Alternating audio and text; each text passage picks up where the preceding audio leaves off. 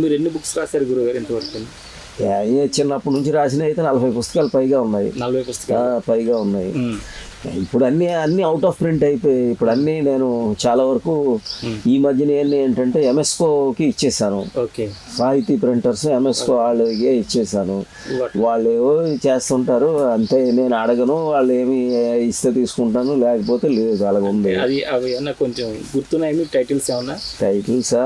జీవన మైత్రి, జీవన ముక్తి, విజేత, ఒత్తిడి నివారణ, ధ్యానం శరణం గచ్చామి, ఆలోచనలు ఆరోగ్యం, ఇలా స్ట్రెస్ మేనేజ్మెంట్, సక్సెస్ సూత్రాసు, ఇంగ్లీష్లో కూడా ఉన్నాయి.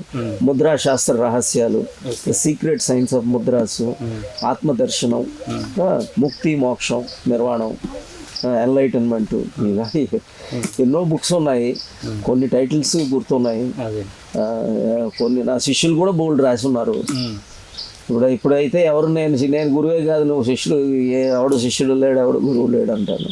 ఈ ముద్రాస్ గురించి ఏంటి గురుగారు? అది ఎట్లా అంటే ధ్యానంలో కూడా అది పార్టా లేకపోతే దాన్ని ముద్రాస్ బందాస్ అనేది మనకి యోగాలో భాగం. అది ముద్రలు అంటే కొన్ని ముద్రలు నేను బాగా ఎక్కువ ప్రాపగేట్ చేస్తాను. అసలు ఇండియా మొత్తానికి నా బుక్కే రిఫరెన్స్ చాలా వరకు. అన్ని లైబ్రరీలోన నా బుక్కే ఉంది, ఇంగ్లీష్లో కూడా ఉంది కాబట్టి.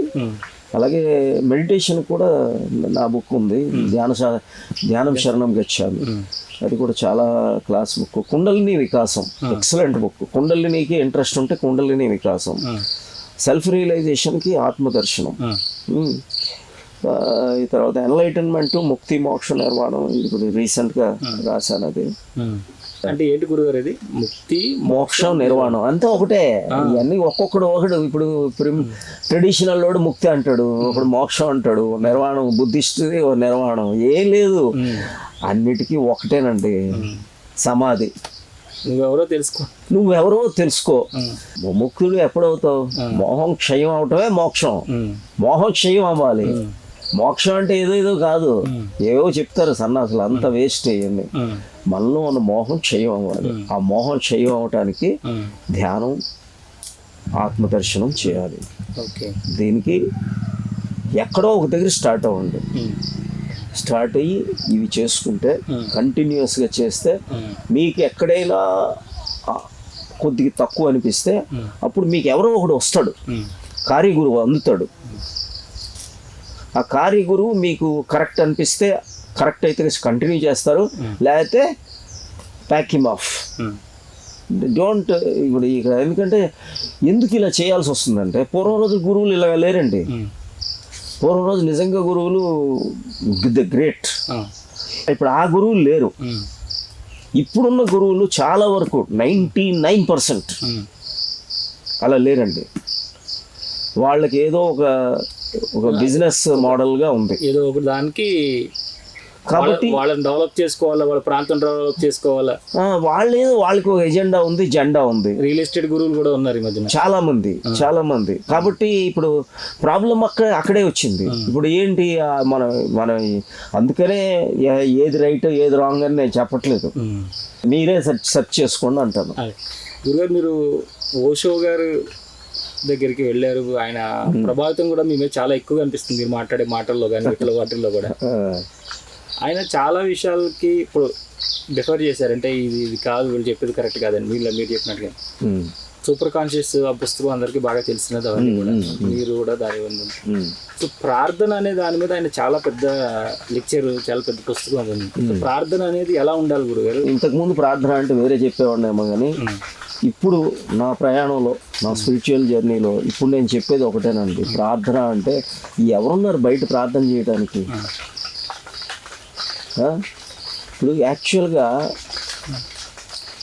మీరు అవటమేనండి.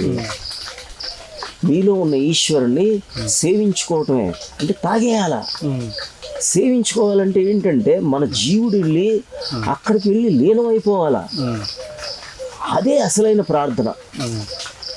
ఆ ప్రేయర్, రియల్ ప్రేయర్ ఈజ్ ఏం చెప్తాం బయట విగ్రహంలో మనం ఏం చెప్తాం? మనకి ఏం ప్రార్థన ఉంది చెప్పండి?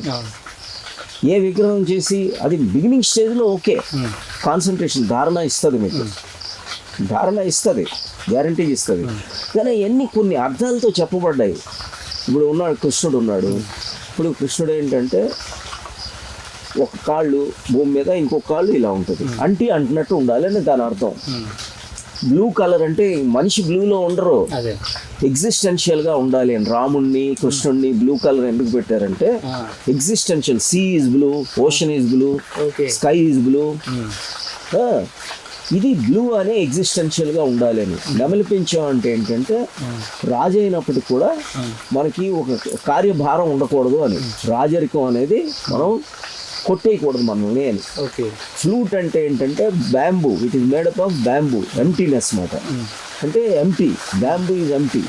దానికి ఉన్న 7 చక్రాలు, 7 హోల్స్, నా 7 చక్రాలు మాట. ఇది అర్థం ఇది. ఈ గోపికలు ఏంటంటే running after ladies and girls and all that. ఆయన ఏంటంటే మనలో ఉన్న మహిషీలు, అష్టమహిషీలు మాట దీని అర్థం. మనలో ఉన్న గోపికలు అంటే దళాలు, ఉపదళాలు, సహస్రార చక్రాలు, ఉపదళాలు, దళాలు. ఇవన్నీ కూడా తప్పు వెళ్ళిపోయాయి. ఆ బట్టలు దొంగలించాడని కాదు, అక్కడ బండ్లు గోపికలు చాలా అన్యాయం.